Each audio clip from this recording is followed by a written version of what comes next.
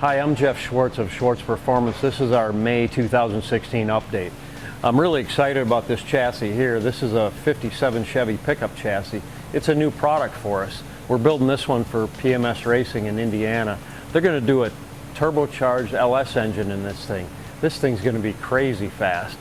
Can't wait to see this done. We're just wrapping it up here, and then we'll be building jigs, and this will be a new product that you'll be able to order here probably next week. This month must be pickup truck month. We've got the 57 Chevy truck I just showed you and this 53 Chevy pickup that we're doing here. These are great trucks. We had a 49 Chevy that you've seen our videos road racing it. Big fun. We showed you the 68 Camaro last month with the new Corvette LT1 engine in it. The difficulty of these engines right at this moment in time is they're designed to have electric power steering, and in this case we want to put a hydraulic power steering to attach to our hydraulic power steering rack in our chassis. So we had to hunt around a little bit to find a serpentine setup that was suitable for that. We've got this one on here. We're just mocking it up for right now, and hopefully we'll make this thing work, and then we can keep moving forward with completing this project.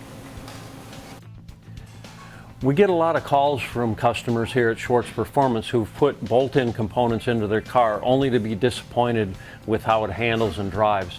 So what we have here is a 69 Mercury Cougar, and the owner has a done car and he wasn't real happy with how everything worked. So what we're doing is installing a Schwartz G-Machine chassis along with a Coyote 5.0 engine. And what we've done is welded our plates here for mounting, and you can see a set here and another set here. The chassis fits up into these plates and bolts in and maintains the original core support. We've also trimmed the shock towers out of the way here, and this is a bolt-in installation, does not require any floor cutting. There is a little bit of fabrication work, as you can see, but it's a bolt-in installation tying to the existing unibody structure, and it doesn't add any weight to the car, believe it or not. So great package, lots of suspension travel, and he's going to be real happy with this when it's done. If you have a Mustang or Cougar, you know that the fuel tank drops into the trunk from up above on this mounting flange. In this case, the car had either a fuel cell or a different size fuel tank that wasn't really designed for the car, and someone had cut this away. So what we did here is refabricate the flange and welded that in, and now we're going to use a EFI type fuel tank with the pump mounted internally to the tank, and that'll drop into the stock location just like the original did for a nice clean installation. As you've seen on previous episodes, this 50 Studebaker needed a lot of metal work.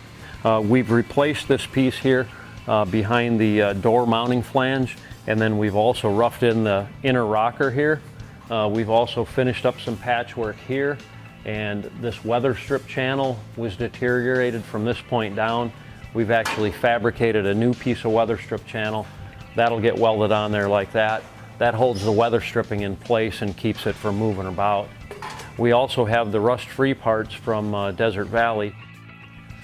On this 72 Chevy C10, we've finished shaving the drip molding off. We've got it done all the way around the cab, and then we've also welded in the seam on the back of the cab. This will give it a cleaner look, and we're still debating on whether to flush mount the glass or not.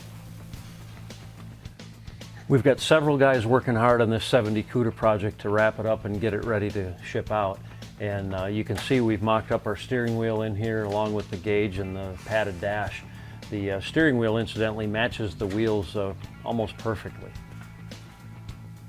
I planned on firing up this 70 Chevelle for you today. However, we developed a power steering leak yesterday, sorry to say, so we're replacing the seal and we'll be back in business soon, and I guess you'll get to see this next month. We're putting some finishing touches on this 69 Firebird with the 675 horse LS7. The dry sump hoses have been installed, and we hope to be firing it up real soon. So you're probably wondering, why is the Raybestos 69 Mustang missing a rear end? Well, the ring and pinion started howling, and we're putting a new one in it. This is that 70 Chevelle I showed you last month that we were getting ready to start working on. Well, we've started working on it, and this is getting the 750 horse LSA engine. We've smoothed the firewall. We've got a Vintage Air Magnum system mounting in there, and we've got Ride Tech suspension components going on here. This should be a really fun ride with that much horsepower. Incidentally, it had a big block Chevy with a ProCharger, and it was an animal, but this engine will be just as powerful but be a lot more docile, and it won't drip oil on the floor.